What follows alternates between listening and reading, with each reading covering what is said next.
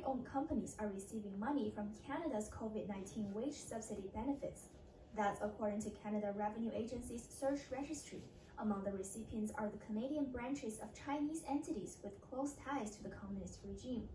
That includes the Canadian arm of PetroChina, whose sole controlling shareholder has been a subject of security threat warnings from Canadian intelligence agencies. Officials warn that the company has been aggressively acquiring stakes in Canada's energy sector. They say it poses risks related to control over the country's strategic sectors, espionage and foreign influence activities, and illegal transfer of technology.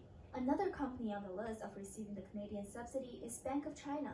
The state-owned banks was alleged of facilitating fund transfers for terrorist organizations to carry out their bombing and rocket attacks in Israel.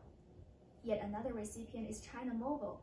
In May of last year, U.S. officials denied China Mobile's bid to provide phone services in America. The FCC chairman wrote that the Chinese Communist Party could use the company to exploit American telephone network and collect intelligence against U.S. government agencies. The chairman called it a flatly unacceptable risk. Non-profit organization Canada-China Business Council is also on the list. It was founded by major Canadian corporations and Chinese state-owned company CITIC to advocate strong relations between the two countries.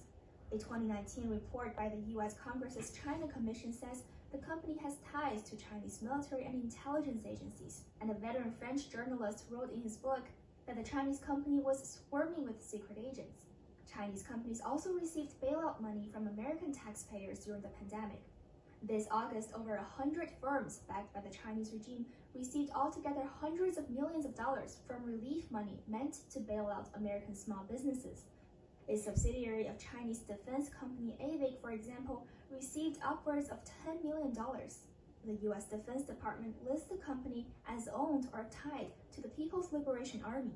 The company was on the U.S. Commerce Department's watch list for allegedly helping Iran develop missiles.